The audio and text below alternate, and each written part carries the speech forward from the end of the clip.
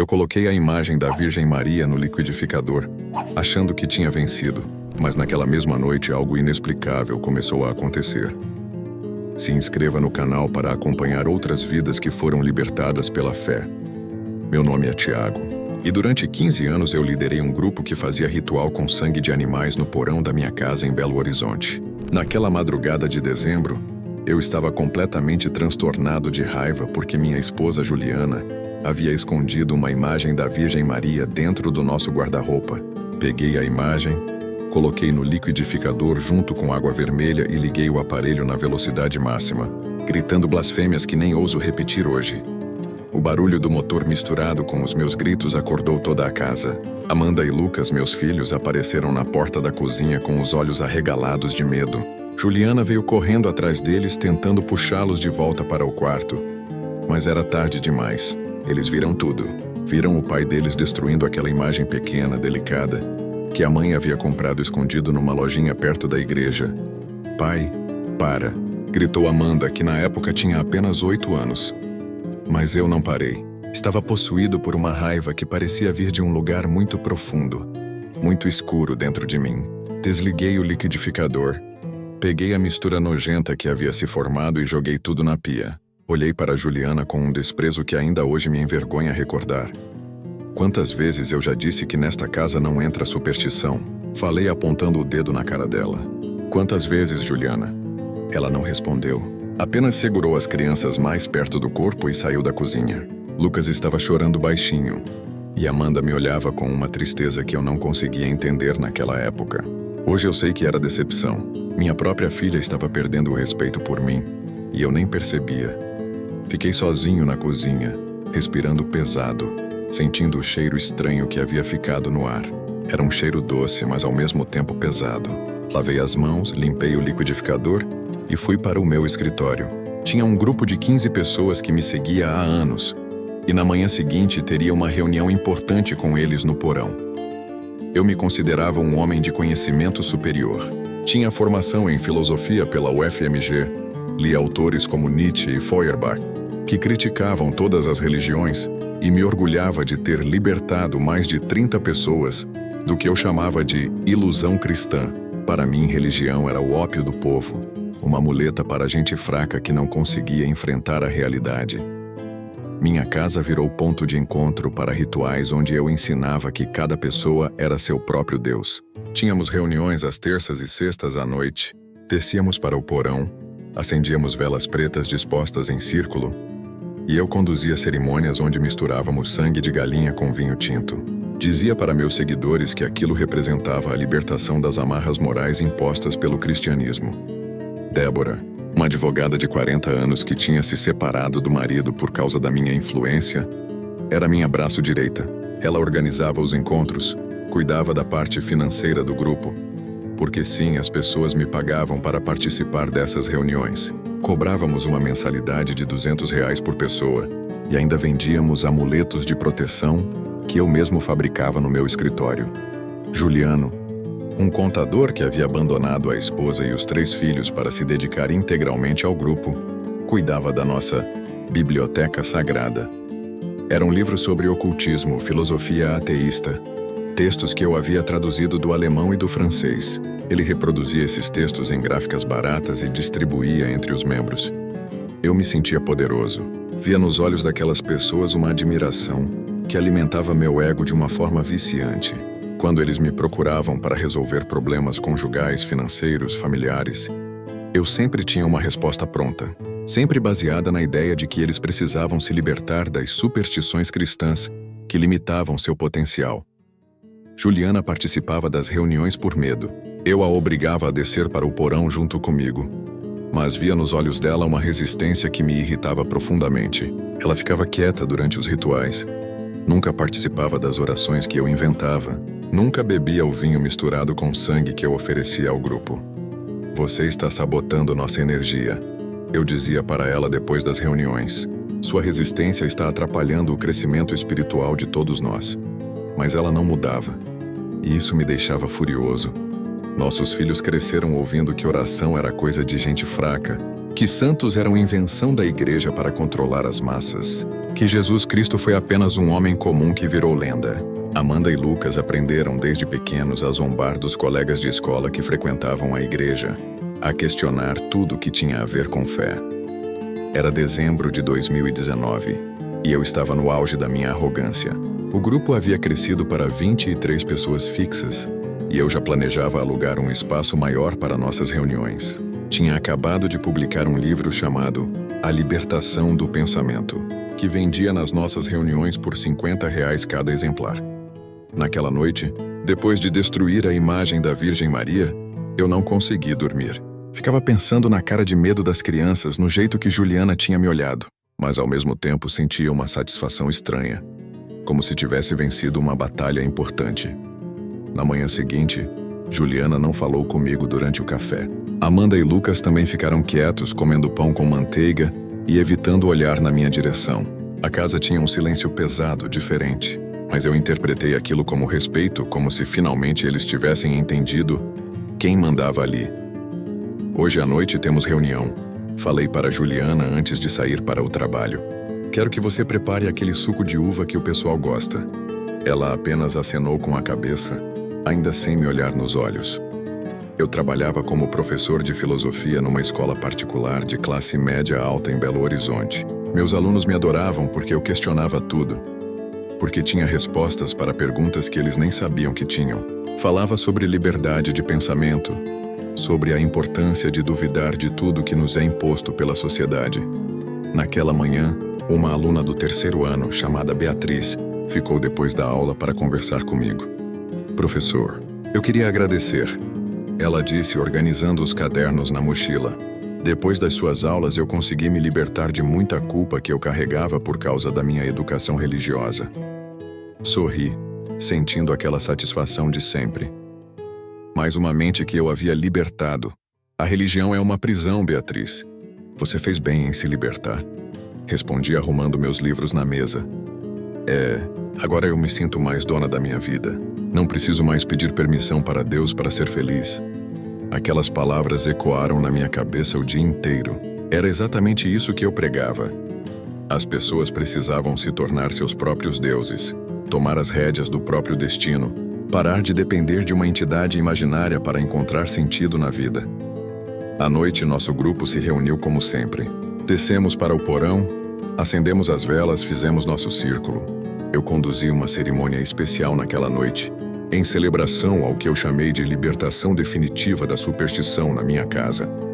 Ontem à noite, contei para o grupo, minha esposa trouxe uma imagem católica para dentro da nossa casa.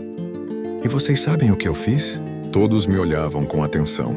Débora sorriu, antecipando uma história que a deixaria orgulhosa de mim. Coloquei no liquidificador e destruí completamente. Mostrei para ela e para os meus filhos que aqui não há espaço para superstição. O grupo aplaudiu. Juliano gritou, muito bem! E algumas pessoas bateram palmas. Juliana estava sentada no canto, observando tudo em silêncio, com uma expressão que eu não conseguia decifrar. Bebemos o vinho misturado com sangue de galinha. Recitamos as orações que eu havia criado ao longo dos anos. E terminamos a reunião com cada pessoa fazendo um voto de liberdade. Uma promessa de se manter firme na rejeição a qualquer forma de religião organizada. Quando todos foram embora, Juliana me ajudou a limpar o porão sem falar uma palavra. Recolhemos as velas, lavamos os copos, guardamos os livros. Só quando estávamos subindo a escada, ela finalmente abriu a boca. Tiago, você tem certeza de que está fazendo a coisa certa? Parei no meio da escada e me virei para ela. Como assim? Não sei. Às vezes eu sinto que estamos mexendo com coisas perigosas. Que talvez a gente deveria... Deveria o quê, Juliana? Voltar a ser escravos de uma religião que só quer nos controlar? Ela baixou a cabeça e não respondeu. Continuamos subindo em silêncio. Nos dias seguintes, comecei a notar algumas coisas estranhas. Pequenas, quase imperceptíveis. Amanda começou a ter pesadelos quase todas as noites. Acordava chorando, dizendo que sonhava com uma mulher triste que ficava parada no canto do quarto dela. Lucas desenvolveu uma alergia estranha na pele. Umas manchas vermelhas que apareciam e desapareciam sem explicação. Juliana ficou mais quieta ainda, se é que isso era possível. Passou a sair de casa mais cedo para trabalhar e chegar mais tarde. Quando eu perguntava onde ela tinha estado, Ela inventava desculpas vagas sobre trânsito, sobre paradas no supermercado, mas eu estava ocupado demais com meu sucesso para prestar atenção nessas coisas. O livro estava vendendo bem, novos membros chegavam ao grupo toda semana, e eu já tinha planos de expandir nossas atividades para outras cidades de Minas Gerais. Uma semana depois do episódio do liquidificador, eu estava voltando de uma reunião do grupo quando tudo mudou para sempre. Era uma terça-feira, 17 de dezembro. Eu havia acabado de sair da casa de Débora, onde tivemos uma reunião especial só para os membros mais antigos do grupo. Conversamos sobre os planos para 2020, sobre como expandir nossa influência. Ela havia sugerido que criássemos um site, talvez até um canal no YouTube para divulgar nossa filosofia. Estava dirigindo pela BR-381, voltando para Belo Horizonte, quando comecei a sentir uma irritação estranha. Era como se tivesse uma energia ruim no ar, uma tensão que eu não conseguia explicar. O trânsito estava normal. Não tinha motivo para eu estar nervoso, mas alguma coisa estava me incomodando profundamente. Liguei o rádio para tentar me distrair. Estava tocando uma música gospel. Mudei de estação imediatamente com nojo. A próxima estação também tinha música religiosa. E a próxima? E a próxima? Era como se todas as estações tivessem combinado de tocar esse tipo de música justamente naquela noite. Desliguei o rádio com raiva e continuei dirigindo em silêncio. Mas o silêncio era pior ainda. Parecia que tinha vozes sussurrando coisas que eu não conseguia entender. Balancei a cabeça tentando me concentrar na estrada. Foi então que vi aquela placa, São João del Rei, 50 quilômetros. E do nada, sem explicação nenhuma, uma raiva imensa tomou conta de mim. Uma raiva direcionada especificamente para aquela cidade, para tudo que ela representava. São João del Rei era uma cidade histórica, cheia de igrejas barrocas, um símbolo do catolicismo colonial brasileiro. Maldita cidade de fanáticos, murmurei sozinho no carro. Foi nesse momento que perdi completamente o controle do volante. Não sei explicar o que aconteceu. Um segundo eu estava dirigindo normalmente, irritado, mas no controle. E no segundo seguinte o carro começou a derrapar para a direita. Tentei corrigir o volante, mas era como se o veículo tivesse vida própria. O Corolla azul que eu dirigia há 5 anos saiu da pista, bateu no guardrail, ricocheteou e começou a capotar. Uma vez, 2 vezes, 3 vezes. Lembro do barulho do metal se retorcendo, do vidro se estilhaçando, da sensação estranha de estar de cabeça para baixo e depois de lado, sem saber onde era o chão e onde era o teto. Quando o carro finalmente parou, eu estava consciente, mas sem conseguir me mexer. Sentia um gosto de ferro na boca, que depois descobri que era sangue. Tentei mexer os braços, consegui. Tentei mexer as pernas, nada. Absolutamente nada. O cheiro de gasolina começou a tomar conta do carro destruído. Senti pânico. Se o carro pegasse fogo, eu ia morrer ali mesmo, sem conseguir sair. Tentei gritar por socorro, mas só saía um gemido baixo da minha garganta. Foi então que ouvi passos. Alguém estava se aproximando. "Tem alguém aí dentro?" gritou uma voz masculina. "Aqui!" consegui responder mais alto dessa vez. Era um caminhoneiro que havia parado para ajudar. Ele conseguiu quebrar o vidro da janela do passageiro e me puxar para fora do carro. Deitou meu corpo no acostamento, longe do veículo, e ligou para a ambulância. "Fica calmo, amigo. Não tenta se mexer. O socorro já vem aí." Eu estava deitado no asfalto frio, olhando para o céu estrelado de dezembro, e pela primeira vez em anos senti medo. Medo real, profundo, visceral. Não era medo da morte. Era medo de estar completamente fora de controle. Eu que pregava que cada pessoa era seu próprio Deus, estava ali no chão, indefeso como uma criança. A ambulância chegou em 20 minutos. Os paramédicos me colocaram numa maca, me entubaram, aplicaram soro. Durante o trajeto para o hospital, eu estava meio consciente, ouvindo os profissionais conversarem sobre meu estado. "Trauma na coluna lombar", disse um deles. "Vai precisar de cirurgia urgente." "Perdeu muito sangue também", respondeu outro. "Vamos torcer para chegar a tempo." Chegamos ao Hospital São Francisco, um hospital católico no centro de Belo Horizonte. A ironia não passou despercebida por mim, mesmo naquele estado. Eu, que havia passado 15 anos combatendo o catolicismo, estava sendo salvo num hospital administrado por freiras. A cirurgia durou 6 horas. Quando acordei, Juliana estava sentada numa cadeira ao lado da minha cama, com os olhos vermelhos de tanto chorar. Amanda e Lucas estavam no corredor com minha irmã Cláudia. "Como você está se sentindo?" perguntou Juliana, segurando minha mão. Tentei mexer as pernas para testar se estava tudo bem. Nada. Tentei de novo, com mais força. Nada. "Minhas pernas", murmurei. Juliana começou a chorar de novo. O Dr. Fábio, o neurocirurgião responsável pelo meu caso, entrou no quarto nesse momento. "Senhor Tiago, você teve uma lesão grave na medula espinhal", ele explicou, com um tom profissional mais gentil. "Fizemos tudo o que era possível na cirurgia, mas a recuperação dos movimentos das pernas é incerta." "Incerta como? É possível que você nunca mais consiga andar." Aquelas palavras caíram sobre mim como uma tonelada de tijolos. Eu, que sempre fui um homem ativo, que caminhava pelo porão da minha casa durante os rituais, que gesticulava muito quando dava aulas, estava sendo condenado a uma cadeira de rodas pelo resto da vida. "Existe alguma chance de recuperação?" perguntei, tentando manter a voz firme. "Em casos como o seu, Sr. Tiago, a medicina só pode fazer até certo ponto", respondeu o Dr. Fábio. "O resto depende de fatores que fogem do nosso controle." Durante os 15 dias que passei internado no Hospital São Francisco, comecei a perceber coisas estranhas. Coisas que minha mente racional tentava explicar, mas que não faziam sentido nenhum. Primeiro foi o cheiro de rosas. Aparecia do nada no meu quarto, sempre no final da tarde, por volta das 5 horas. Perguntei para as enfermeiras se alguém tinha trazido flores, se usavam algum tipo de perfume especial. Elas disseram que não, que inclusive flores naturais eram proibidas na UTI por causa de infecções.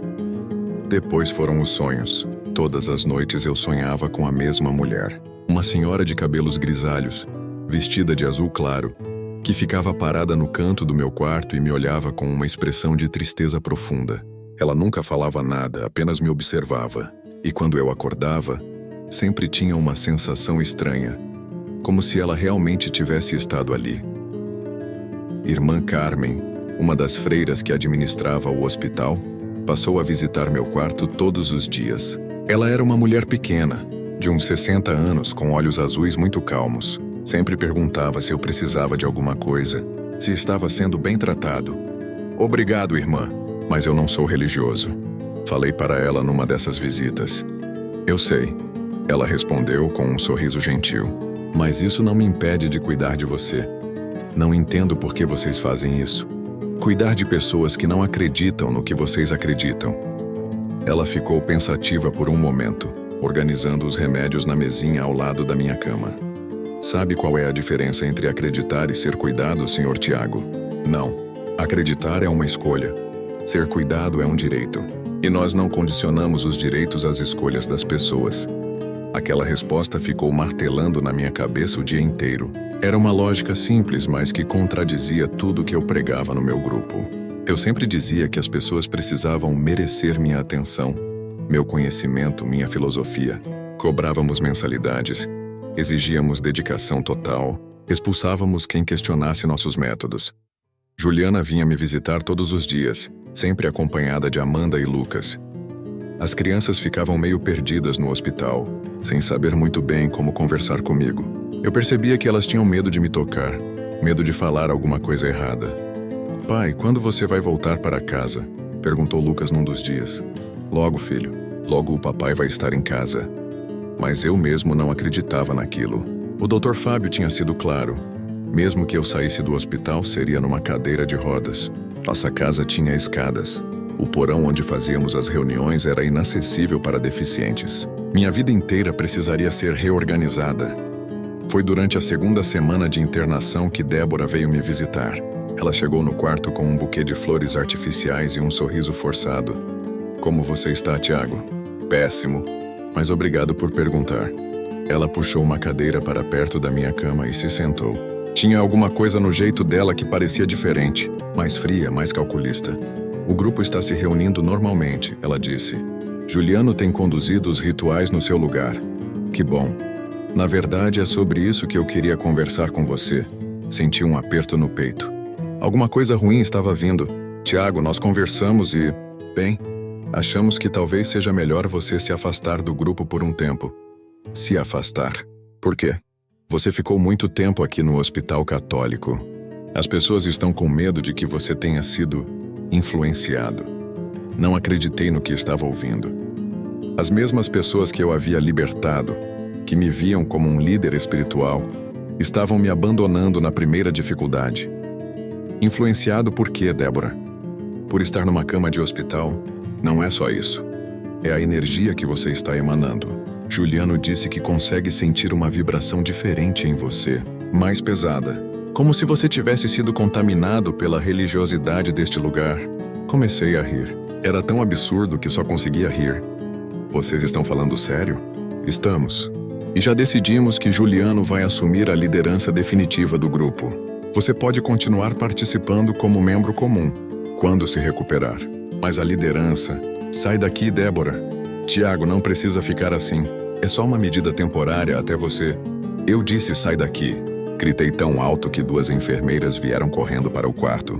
Débora se levantou, pegou a bolsa e saiu sem olhar para trás. Foi a última vez que a vi. Naquela noite, sozinho no quarto, comecei a entender o que estava acontecendo comigo. Eu havia passado 15 anos construindo um império baseado na minha suposta superioridade intelectual e espiritual. E agora, na primeira dificuldade real da minha vida, esse império estava desmoronando como um castelo de cartas. As pessoas que me seguiam não me amavam. Elas amavam a ideia de poder que eu representava, e quando esse poder foi embora, elas foram embora junto. Saí do hospital 3 semanas depois, numa cadeira de rodas que o seguro-saúde havia financiado. Juliana teve que adaptar nossa casa. Instalou uma rampa na entrada, reorganizou o quarto para que eu conseguisse me locomover, transformou o banheiro social num espaço acessível. Gastamos quase R$10.000 nessas adaptações. O porão onde aconteciam nossos rituais virou um espaço morto. Eu não conseguia descer a escada. E simbolicamente aquilo representava o fim de uma era. Os livros de ocultismo ficaram empilhados num canto, juntando poeira. As velas pretas foram guardadas numa caixa que Juliana escondeu no sótão. Nos primeiros meses, eu ainda mantinha contato com alguns membros do grupo. Ligavam de vez em quando para saber como eu estava, mas sempre com um tom protocolar, distante. Ninguém falava sobre os rituais, sobre as reuniões que agora aconteciam na casa de Juliano. Era como se eu tivesse virado um tabu. Marcelo, um engenheiro que fazia parte do grupo há 3 anos, me visitou numa tarde de março. Tiago, eu queria te falar uma coisa, ele disse, sentado no sofá da sala enquanto eu permanecia na cadeira de rodas. Pode falar. Eu parei de participar das reuniões. Por quê? Não sei. Depois do seu acidente, as coisas mudaram. Juliano não tem a sua capacidade de liderança. E além disso, ele hesitou. Além disso o quê, Marcelo? Eu comecei a questionar se realmente era isso que eu queria para a minha vida. Ficar gastando dinheiro para participar de rituais que no fundo não me fazem bem. Aquela conversa me deixou pensativo. Se até mesmo os membros mais fiéis estavam questionando o grupo, talvez houvesse alguma coisa fundamentalmente errada com tudo que eu havia construído. Amanda e Lucas começaram a apresentar comportamentos estranhos. Amanda, que sempre foi uma menina extrovertida, ficou quieta, retraída. Passava horas no quarto, desenhando mulheres de vestido azul. Quando Juliana perguntava quem eram aquelas mulheres, ela respondia: "É a senhora que fica no quarto do papai durante a noite." Lucas desenvolveu um medo inexplicável de escuro. Não conseguia dormir sem uma luz acesa. E várias vezes durante a semana vinha dormir na nossa cama dizendo que tinha ouvido vozes no quarto dele. Que tipo de vozes? Perguntei uma noite. Vozes tristes, pai. Como se alguém estivesse chorando baixinho. Juliana e eu nos olhamos por cima da cabeça dele. Ela tinha a mesma expressão preocupada que eu. Durante esse período, comecei a fazer fisioterapia 3 vezes por semana numa clínica especializada. Dr. Carlos, meu fisioterapeuta, era um homem religioso que sempre chegava no trabalho com uma Bíblia pequena na bolsa. "Senhor Tiago, vou ser honesto com o senhor", ele disse durante uma das sessões. "Do ponto de vista médico, a chance de o senhor recuperar os movimentos das pernas é muito pequena. Quase inexistente, eu imagino. Mas eu já vi casos que a medicina não consegue explicar. Pessoas que se recuperam quando todos os prognósticos dizem que é impossível. Você está falando de milagres? Ele parou o exercício que estava fazendo na minha perna esquerda e me olhou nos olhos. Estou falando de coisas que acontecem além do que conseguimos entender. Chame do nome que quiser. Nos meses seguintes, minha situação financeira começou a se complicar. Eu havia perdido o emprego na escola. Afinal, não conseguia subir escadas para chegar às salas de aula do segundo andar. O grupo não existia mais, então não tinha mais a renda extra das mensalidades e da venda dos livros. Juliana precisou aumentar a carga horária no trabalho dela para compensar. 6 meses depois do acidente, eu estava numa situação que jamais imaginei viver. Dependia da minha esposa para tomar banho, para me vestir, para preparar minha comida. Amanda e Lucas tinham que me ajudar com coisas básicas, como pegar objetos que caíam no chão. A humilhação era constante, diária, avassaladora. Eu, que havia passado anos pregando a superioridade do ser humano sobre qualquer divindade, estava ali, indefeso como uma criança. Foi nesse período que os ex-membros do grupo começaram a me culpar pelos problemas que estavam enfrentando em suas vidas. Débora ligou numa tarde para dizer que havia perdido um processo importante no trabalho e que tinha certeza de que era por causa da energia negativa que eu havia atraído para todos eles. Juliano apareceu na minha casa numa manhã de junho, bêbado, gritando na porta que eu tinha contaminado todo o grupo com minha fraqueza espiritual. Você se deixou quebrar, gritava da calçada. Um verdadeiro líder nunca teria se deixado quebrar assim. Juliana teve que chamar a polícia para tirá-lo de lá. Outros ex-seguidores começaram a espalhar pela cidade que eu era um falso profeta, que meus ensinamentos eram energia baixa. Criaram um grupo no WhatsApp chamado Libertos do Tiago, onde compartilhavam teorias sobre como eu havia prejudicado o crescimento espiritual deles. Em setembro, 6 meses depois do acidente, eu estava no fundo do poço, sem trabalho, sem dinheiro, sem amigos, sem dignidade, dependente da minha família para tudo, e ainda por cima sendo culpado por pessoas que um dia me veneraram. Foi numa dessas noites que eu fiz a pior coisa que já fiz na minha vida. Era 3 da manhã de um sábado. Juliana havia dormido no sofá da sala porque eu não deixava mais ninguém dormir no quarto comigo. Ficava acordado a noite inteira, me remexendo na cama, gemendo de dor nas costas, resmungando sozinho sobre como minha vida havia virado um inferno. Amanda e Lucas dormiam nos quartos deles, finalmente conseguindo descansar depois de semanas de pesadelos. A casa estava em silêncio total. Daquele tipo de silêncio pesado que parece carregar o peso de todas as tristezas acumuladas. Eu estava com dores terríveis na coluna. Era uma dor constante, como se tivessem enfiado uma faca nas minhas costas e ficassem torcendo de vez em quando. Os remédios não faziam mais efeito. Dr. Fábio tinha aumentado a dosagem 3 vezes, mas a dor continuava lá, me lembrando a cada segundo de que eu não era mais o homem que costumava ser. Olhei para o teto do quarto e comecei a somar tudo o que havia perdido. Minha capacidade de andar, meu trabalho, minha fonte de renda, meu grupo de seguidores, meu respeito próprio, minha dignidade, minha posição de líder na família. Tinha virado um peso morto para Juliana e para as crianças. Elas tinham que cuidar de mim como se eu fosse um inválido, porque era exatamente isso que eu era. Um inválido de 42 anos que havia perdido tudo que dava sentido à sua vida. Comecei a chorar. Não era um choro digno. Não era um choro de homem que enfrenta as dificuldades com coragem. Era um choro de autocomiseração, de desespero absoluto. Estava me afogando na minha própria amargura. Foi nesse momento que uma ideia terrível passou pela minha cabeça. Peguei o lençol da cama e comecei a fazer um nó. Um nó firme, que pudesse suportar meu peso. Amarrei uma ponta no pé da cama, que era de ferro maciço bem resistente. A outra ponta fiz uma alça que caberia no meu pescoço. Testei a resistência. Puxei com força. O nó aguentou. É melhor assim, pensei. Melhor para todo mundo. Juliana não precisaria mais cuidar de um marido inválido. Amanda e Lucas não precisariam mais ter vergonha de um pai que não conseguia nem mesmo ir assistir a uma apresentação escolar deles. Eu não precisaria mais acordar todo dia lembrando de tudo que tinha perdido. Coloquei o lençol no pescoço. A alça ficou justa, mas não apertada. Ainda dava para respirar normalmente. Fiquei ali sentado na beirada da cama, segurando a outra ponta do lençol, me preparando para fazer força e me enforcar. Fechei os olhos e tentei reunir coragem. Mas alguma coisa estranha aconteceu. Uma sensação que eu nunca havia experimentado antes na vida. Era como se alguém tivesse colocado uma mão no meu ombro. Uma mão calorosa, gentil, que me transmitia uma tranquilidade inexplicável. Abri os olhos e olhei para o lado. Não havia ninguém ali, mas a sensação da mão no ombro continuava. E junto com ela veio um cheiro forte de rosas, mais intenso do que todas as outras vezes que eu havia sentido no hospital. De repente, comecei a soluçar descontroladamente. Não era mais autocomiseração, era alguma coisa diferente. Era como se toda a minha arrogância, todo o meu orgulho, toda a minha pretensa superioridade estivesse sendo tirada de dentro de mim como se fosse um tumor. Tirei o lençol do pescoço e joguei no chão.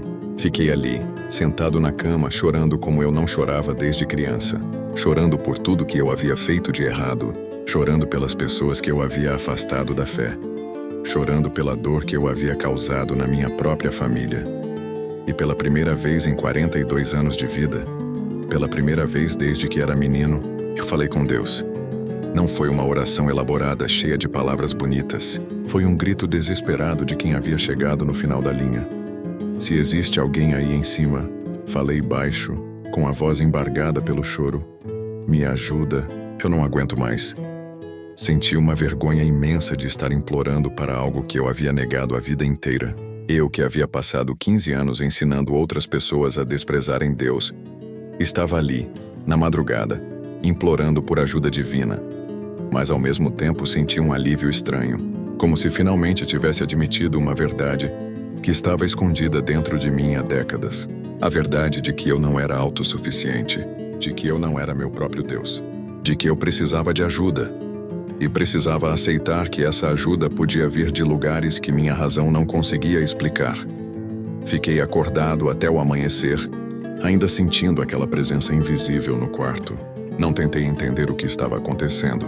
Não tentei racionalizar. Apenas aceitei que alguma coisa maior do que eu estava cuidando de mim naquela noite. Quando Juliana acordou e veio verificar como eu estava, encontrou o lençol jogado no chão e eu sentado na cama com uma expressão diferente. "Você está bem?" perguntou preocupada. "Acho que sim", respondi. "Acho que pela primeira vez em muito tempo eu estou bem." Ela não entendeu o que tinha acontecido naquela madrugada.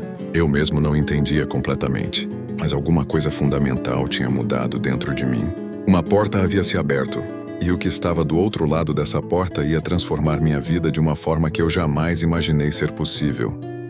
No dia seguinte àquela madrugada terrível, acordei com uma sensação diferente nas pernas. Não era dor. Era como se tivesse formigamento, como quando a gente fica muito tempo numa posição e o membro dorme. Mas eu não sentia nada nas pernas há meses. Tentei mexer os dedos do pé direito. Nada. Tentei de novo, concentrando toda a minha atenção naquele movimento simples que qualquer pessoa faz sem pensar. E então aconteceu. O dedão do pé direito se mexeu. Só um pouquinho, quase imperceptível, mas se mexeu. "Juliana", gritei. Ela veio correndo do banheiro, ainda escovando os dentes. "O que foi? Você está com dor?" "Olha aqui", falei apontando para meu pé. "Tenta mexer o dedão." Concentrei-me novamente. O dedo se mexeu de novo, dessa vez um movimento mais claro. Juliana deixou a escova de dente cair no chão. "Meu Deus." "Tiago, você conseguiu mexer o dedo!" "Consegui. Eu consegui mexer o dedo." Ficamos os dois olhando para meus pés como se estivéssemos vendo um milagre. E talvez fosse exatamente isso. Ligamos imediatamente para Dr. Fábio. Ele pediu para eu ir ao hospital no mesmo dia para fazer alguns exames. Juliana me levou numa correria. E passamos a manhã inteira fazendo testes neurológicos. "Sr. Tiago, isso é incomum", disse Dr. Fábio, analisando os resultados. "Seus reflexos estão voltando.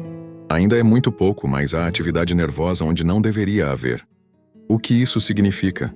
"Significa que talvez, só talvez, você possa recuperar parte dos movimentos das pernas.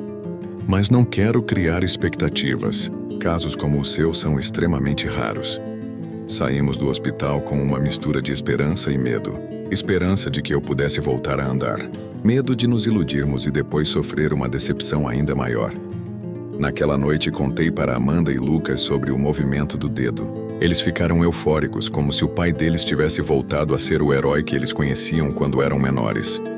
"Pai, você vai conseguir andar de novo?" perguntou Amanda. "Não sei, filha. mas vou tentar. Durante as semanas seguintes, os movimentos foram voltando aos poucos. Primeiro foi o pé direito inteiro, depois o esquerdo. Em 2 semanas eu já conseguia mexer as 2 pernas, ainda sem força para sustentar meu peso, mas mexer Dr. Carlos, meu fisioterapeuta, ficou impressionado. Em 20 anos de profissão, Sr. Tiago, eu nunca vi uma recuperação assim. Não em casos de lesão medular como a sua. Como você explica? Ele parou o exercício que estava fazendo na minha perna e me olhou com uma expressão séria. Eu não explico. A medicina não explica. Às vezes acontecem coisas que fogem da nossa compreensão científica. Foi durante esse período de recuperação que algo ainda mais extraordinário aconteceu. Estava organizando uns papéis no meu escritório. Conseguia ficar sentado na cadeira de rodas por algumas horas, quando decidi limpar as gavetas da mesa de cabeceira do quarto. Havia muita coisa acumulada ali.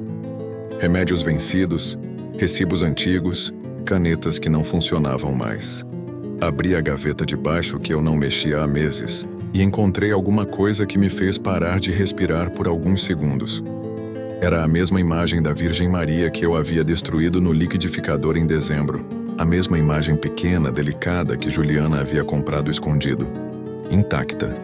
Como se nada tivesse acontecido. Peguei a imagem com as mãos tremendo.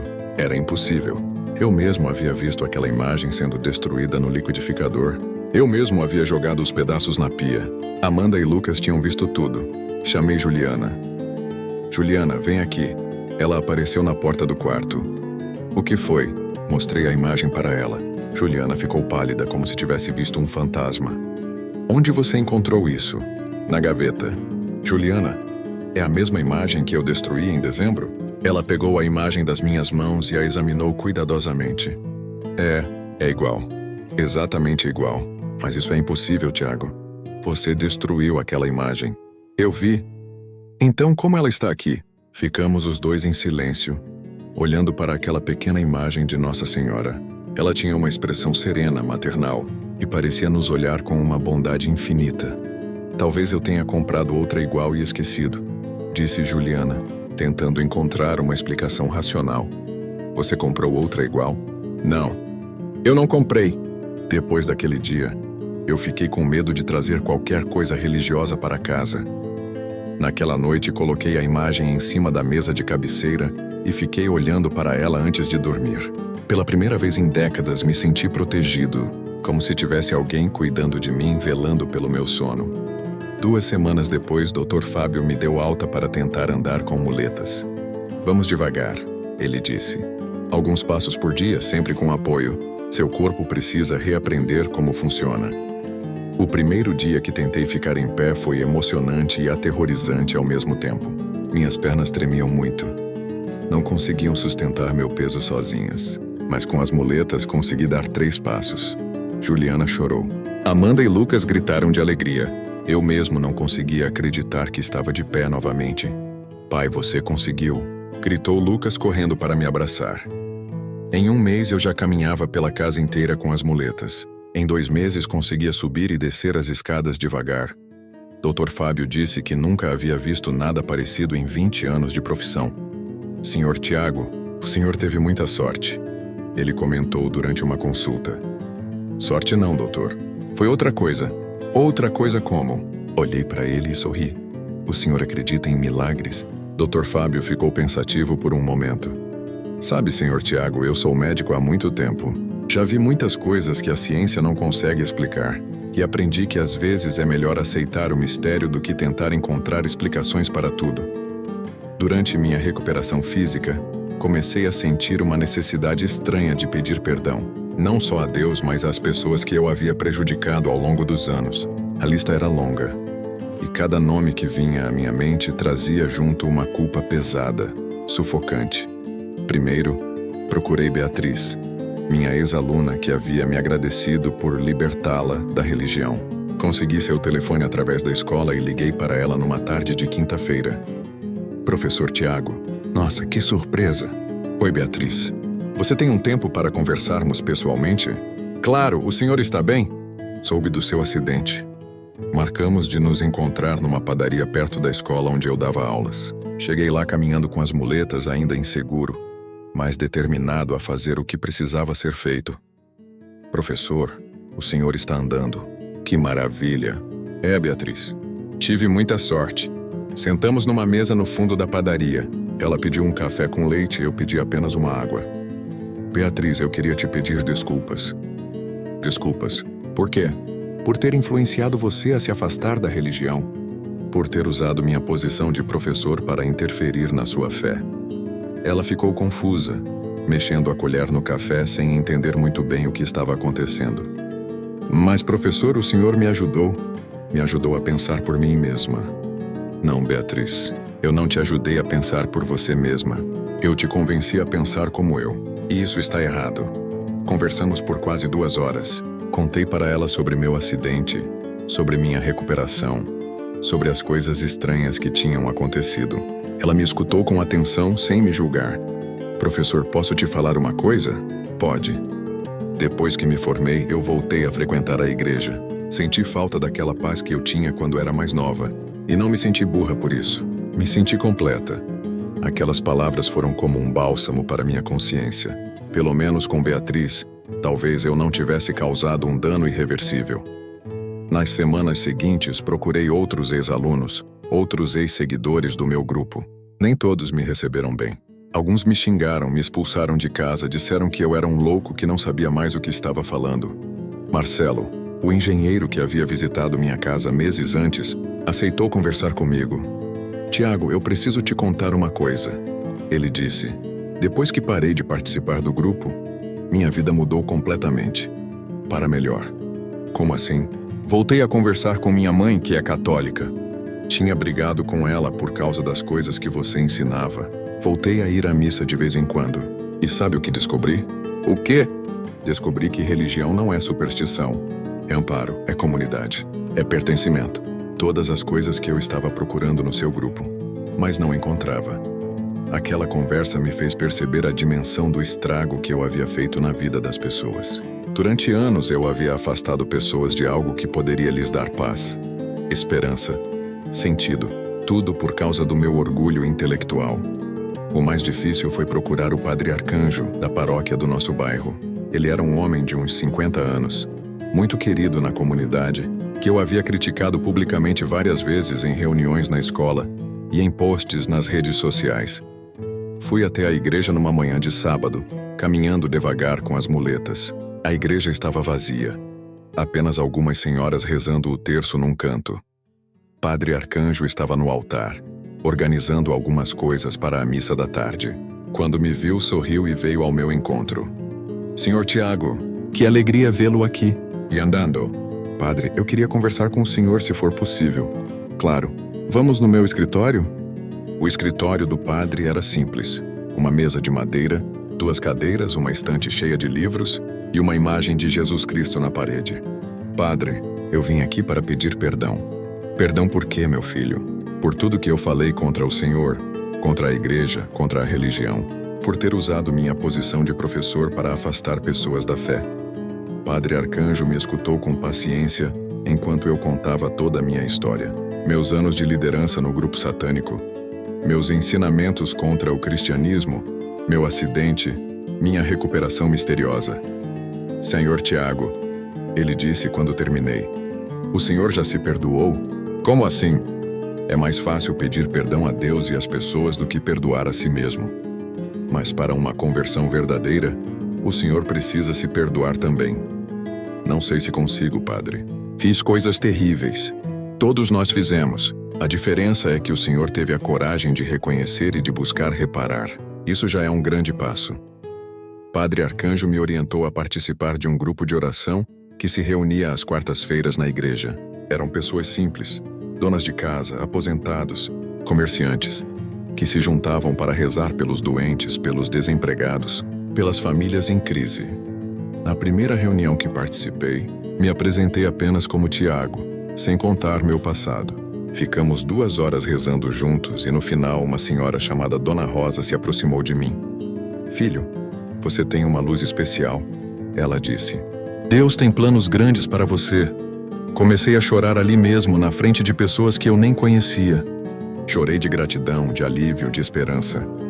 Amanda e Lucas, que tinham acompanhado toda a minha transformação, começaram a frequentar a catequese na mesma igreja. Juliana voltou a sorrir de verdade, coisa que eu não via há anos. Tiago, ela me disse numa noite, eu sempre orei para que você mudasse. Mesmo nos momentos mais difíceis, eu nunca perdi a esperança. Você nunca me contou isso. Você não ia entender na época. Mas eu sempre acreditei que um dia você ia encontrar a paz. 5 meses depois do acidente, eu estava caminhando sem muletas. Dr. Fábio ficou boquiaberto quando me viu entrar no consultório andando normalmente. Isso é inédito na minha carreira, ele disse. Senhor Tiago, o senhor deveria escrever um livro sobre sua recuperação. Talvez eu escreva, doutor, mas vai ser um livro muito diferente do que eu escrevia antes. 6 meses após minha recuperação completa, recebi um telefonema que mudaria definitivamente o rumo da minha nova vida. Era a irmã Carmen, do Hospital São Francisco, onde eu havia ficado internado. Senhor Tiago, tudo bem? Sou a irmã Carmen. Irmã, que alegria ouvir sua voz. Como a senhora está? Bem, graças a Deus. Senhor Tiago, eu tenho uma proposta para fazer ao senhor. Que proposta? Gostaríamos de convidá-lo para trabalhar como voluntário aqui no hospital, especificamente com pacientes que sofreram lesões na coluna, como a sua. Fiquei alguns segundos em silêncio processando o convite. Irmã, eu não tenho formação para isso. Não sou psicólogo, não sou assistente social. Não precisa ser. Precisa apenas ser alguém que passou pelo que eles estão passando. Alguém que pode olhar nos olhos deles e dizer: eu sei como você se sente, e há esperança.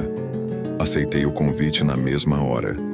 3 dias depois, estava no Hospital São Francisco, vestindo um jaleco azul com a identificação Tiago Voluntário. Meu primeiro paciente foi um rapaz de 23 anos chamado André, que havia sofrido um acidente de moto. Encontrei-o no mesmo quarto onde eu havia ficado internado. Ele estava deitado, olhando para o teto com uma expressão de desespero que eu conhecia muito bem. Oi, André. Meu nome é Tiago. Ele virou a cabeça para me olhar, sem muito interesse. Você é médico? Não. Sou alguém que já esteve nessa cama. Isso chamou a atenção dele. Como assim? Contei minha história para André. O acidente, os meses na cadeira de rodas, o desespero, a recuperação inexplicável. Ele me escutou com atenção crescente. Você está falando sério? Você voltou a andar depois de uma lesão medular? Estou. E não foi por causa da medicina, André. Foi por causa de algo maior. Algo maior como? Você acredita em Deus? André riu com amargura. Se Deus existisse, eu não estaria aqui nesta cama. Eu pensava a mesma coisa. Na verdade, eu pensava pior. Eu achava que Deus era uma invenção para enganar pessoas fracas. Passamos 2 horas conversando. Não tentei convencer André de nada. Apenas compartilhei minha experiência. Quando saí do quarto dele, senti uma sensação estranha, como se tivesse acabado de descobrir qual era meu verdadeiro propósito na vida. Nas semanas seguintes, comecei a visitar André todos os dias. Levava livros. Conversávamos sobre filosofia. Ele era estudante de engenharia e tinha muitas perguntas intelectuais sobre fé. Aos poucos, vi a esperança voltando aos olhos dele. 1 mês depois, André começou a mostrar os primeiros sinais de recuperação. Pequenos movimentos nos pés, sensibilidade nas pernas. Dr. Fábio, que acompanhava o caso, ficou intrigado. É o 2º caso assim que eu vejo em 1 ano. Ele comentou comigo. Isso não é coincidência, Tiago. O que o senhor acha que é? Acho que você tem um dom especial para ajudar essas pessoas. Não sei explicar cientificamente, mas há alguma coisa diferente no seu trabalho aqui. Comecei a atender mais pacientes. Dona Maria, de 68 anos, que havia caído da escada de casa. João, um pedreiro de 40 anos que havia caído de um andaime. Cada caso era único, mas todos tinham algo em comum: o desespero de quem perdeu a esperança. Meu método era sempre o mesmo: contar minha história, escutar a história deles e plantar uma semente pequena de esperança. Não forçava ninguém a acreditar em nada. Apenas mostrava que era possível encontrar sentido, mesmo nas situações mais difíceis. Alguns pacientes se recuperavam fisicamente, outros não. Mas todos saíam do hospital com uma perspectiva diferente da vida. Cartas chegavam constantemente, agradecendo pelo tempo que passamos juntos. Foi durante esse período que Débora apareceu na minha vida novamente. Estava saindo do hospital numa tarde de quinta-feira, quando a vi parada na calçada, me esperando. Parecia mais velha, mais magra, com uma expressão cansada. Oi, Tiago. Oi, Débora. Posso conversar com você? Caminhamos até uma praça perto do hospital e sentamos num banco. Ela ficou alguns minutos em silêncio, como se não soubesse por onde começar. Tiago, minha vida desmoronou depois que assumimos a liderança do grupo. O que aconteceu? Tudo. Perdi meu emprego, me separei do meu namorado, brigaram com minha família. E o pior, comecei a ter pesadelos terríveis todas as noites. Que tipo de pesadelos? Sonho com aqueles rituais que fazíamos no seu porão. Mas no sonho, tem alguma coisa sinistra acontecendo, como se tivéssemos mexido com forças que não entendíamos. Olhei para Débora e senti uma compaixão imensa por ela. Era a mesma mulher que havia me abandonado no hospital, que havia me tirado do grupo quando eu mais precisava de apoio, mas também era uma pessoa que estava sofrendo, que precisava de ajuda. Débora, você já pensou em procurar ajuda? Não psicológica, mas espiritual? Como assim? Você já pensou em pedir perdão a Deus pelo que fizemos durante todos aqueles anos? Ela me olhou como se eu tivesse enlouquecido. Tiago, você virou crente? Não virei crente, Débora. Eu encontrei a paz e quero que você encontre também. Levei Débora para conversar com o Padre Arcanjo. Ele a recebeu com a mesma gentileza que havia me recebido meses antes. Nos meses seguintes, Débora passou por um processo similar ao meu.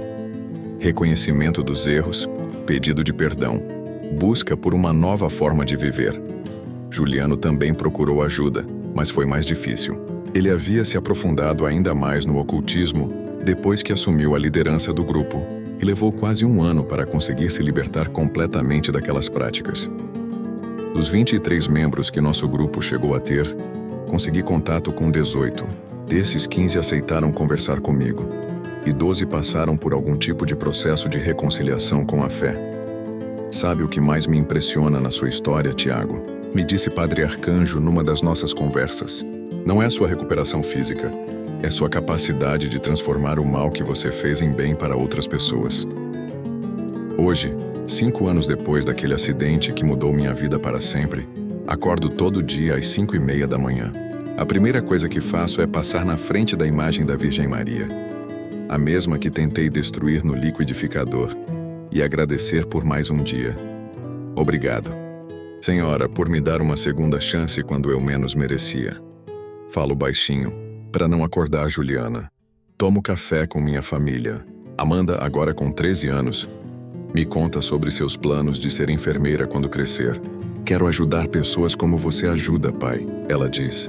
Lucas, de 11, quer ser médico. Juliana voltou a estudar e está terminando o curso de psicologia. Saio de casa às 7 e caminho até o Hospital São Francisco. São 20 minutos de caminhada, que uso para rezar e me preparar mentalmente para o dia. Já atendi mais de 200 pacientes nos últimos 5 anos.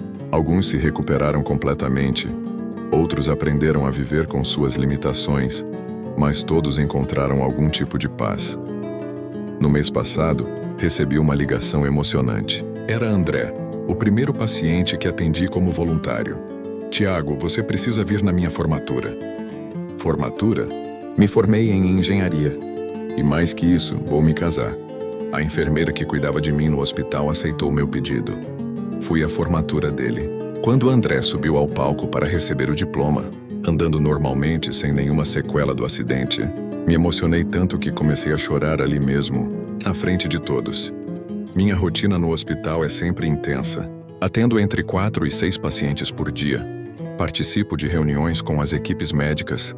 Ajudo na triagem de casos mais delicados. Aprendi técnicas básicas de apoio psicológico com os profissionais do hospital, mas meu principal instrumento de trabalho continua sendo minha própria história. Dr. Tiago, uma paciente me chamou semana passada, Maria Clara, de 17 anos, vítima de um acidente de carro. Não sou doutor, Maria Clara. Sou apenas alguém que passou pelo que você está passando.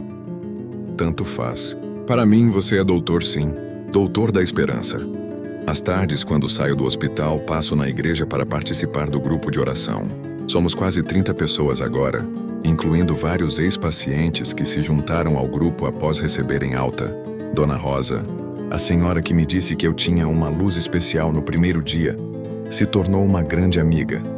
Ela tem 82 anos e uma sabedoria que só vem da experiência de uma vida inteira, confiando em Deus. Tiago, ela me disse recentemente, você sabe por que Deus permitiu que você passasse por tudo aquilo? Por quê, Dona Rosa?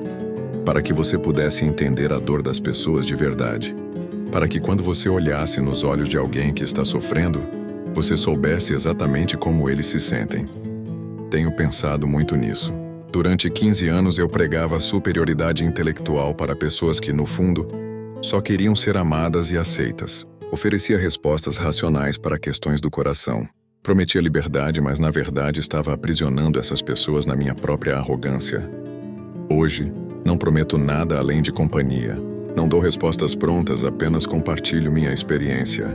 E tenho visto que isso é muito mais poderoso do que todos os discursos filosóficos que eu costumava fazer. No final do ano passado, Dr. Fábio me fez uma proposta. Tiago, você já pensou em escrever um livro sobre sua experiência? Já pensei, doutor, mas ainda não me sinto pronto. Por quê? Porque ainda estou aprendendo. Ainda estou entendendo o que aconteceu comigo.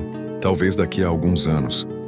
O que posso dizer hoje é que encontrei uma paz que jamais imaginei ser possível. Não é uma paz baseada no controle das circunstâncias. Eu aprendi que isso é impossível.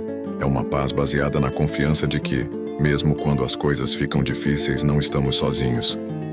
Amanda me perguntou outro dia: Pai, você se arrepende de ter passado por tudo aquilo? Pensei muito antes de responder.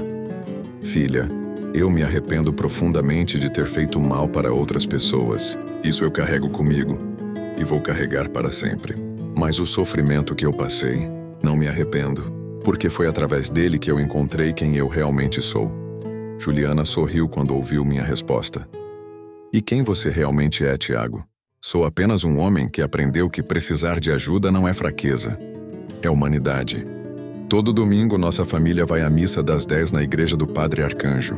Sentamos sempre no mesmo banco, na terceira fileira do lado direito. Durante a oração do Pai Nosso, quando chegamos na parte perdoai as nossas ofensas assim como nós perdoamos a quem nos tem ofendido, eu sempre lembro do quanto Deus me perdoou. E você? Você já se sentiu completamente perdido alguma vez na vida? Já chegou ao ponto de achar que não havia mais saída? Que não havia mais esperança? Se sua resposta é sim, quero que saiba que você não está sozinho. Às vezes precisamos chegar ao fundo do poço para descobrir que existe algo maior do que nós, algo que nos ama incondicionalmente e está disposto a nos dar uma segunda chance. Talvez sua segunda chance não venha na forma de um milagre físico como o meu. Talvez venha na forma de uma pessoa que vai cruzar seu caminho no momento certo, ou de uma oportunidade que vai aparecer quando você menos esperar. Mas ela vai chegar. Tenho certeza disso. Porque se chegou para mim, que fiz coisas terríveis durante 15 anos da minha vida, pode chegar para qualquer pessoa.